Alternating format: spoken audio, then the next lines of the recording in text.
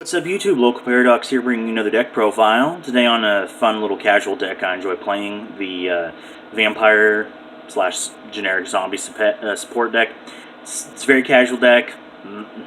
It's not that great, but it's super fun to play. So, let's go ahead and get started. So there's a lot of one-ofs in this deck. For starters, of course, one Vampire's Curse. It's level 6, which is kind of annoying because most of these you want to be level 5, but still, like I said, it's fun, so you can get 500 life points to bring it back, Mr. Doji, as I like to call him, he's great for the graveyard, and, you can bring him back, so it's pretty easy with his effects. One Vampire Dragon. It's one of the tribute summon. There's a kind of a tribute summon thing going on in this deck, kind of like Monarchs. So there's just one of him. Vampire Vamp. She's probably the best card in the deck with her effects. Once per turn, if either her or another vampire monster is normal summoned to your side of the field, you can target one face-up monster your opponent controls whose attack is higher than the card's, then equip it to the card. The card gains attack equal to the combined original attack of all the monsters equipped to it by this effect. Sent to the graveyard while equipped with the card effect. You can special summon it back, so she's actually not bad. Nice artwork too. One Shadow Vampire. It's one of the Dark Vampire monsters. He helps a little bit. One Vampire Lord.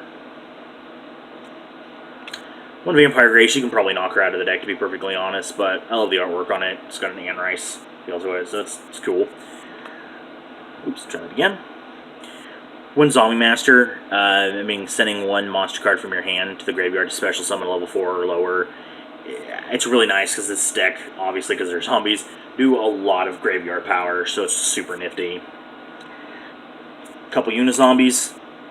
A necessity in this deck, besides being a tuner, you can put stuff, Foolish Burial stuff in the graveyard. That's why I don't even run Foolish Burial in this deck, because of how useful Unizombie is.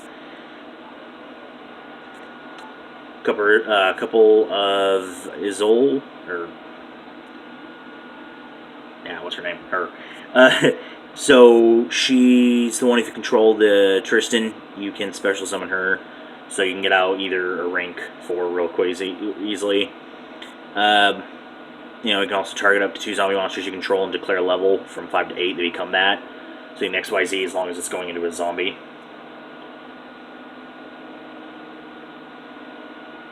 Of course, 2 Tristan as well, to go along with it. Honestly, probably the most expensive card in the deck. I think it's like a $4 card, if even that. 3 Vampire Sorcerer. Because if it goes to the graveyard, it's sent to the graveyard by opponent's card effect, you can add a Dark Vampire Monster, or 1 Vampire Spell Trap card from your deck to your hand. So it's great for searching too. Opponent's choice for whatever. Or you can banish it from your graveyard to normal summon a Dark Vampire Monster without tributing. So it's higher for the higher levels is its main reason. 3 Vampire Dukes, not bad. A little cheap.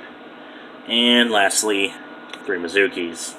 That is the banishing to get stuff out. That's the main monster, really, to get out the other stuff, to go into quick XYZs and Synchros.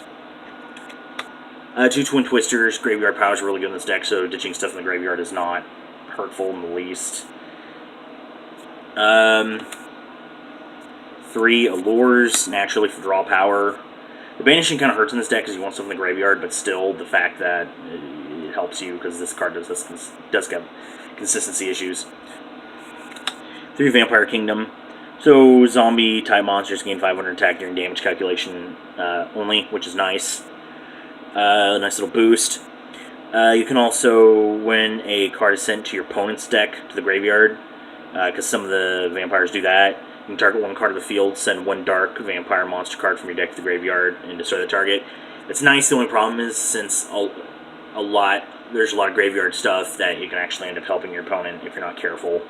So, 1 Monarch Storm 4th, because this deck requires a lot of tributing to do the effects right. It's actually very nifty in this deck.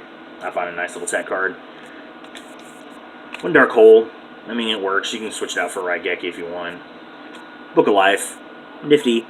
You can special summon one zombie type monster from your graveyard and remove one monster your opponent's card from play. So it can be nifty.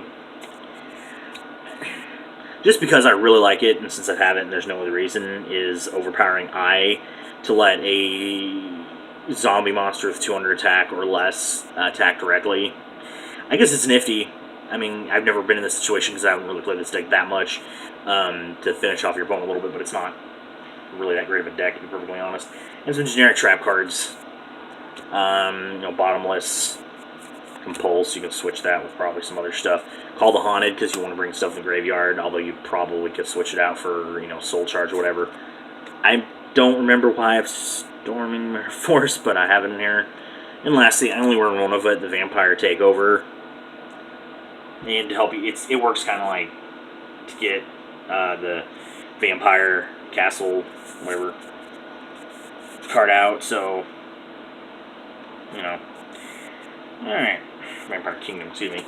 Alright, lastly, the extra deck. 1 Crimson Night Vampire Bram. He's probably one of the main cards of the deck. Some other ones. The Keeper of Armageddon. Pops cards. 2 level 5 monsters. It runs really well. The one I actually found very useful in here is Shark Fortress.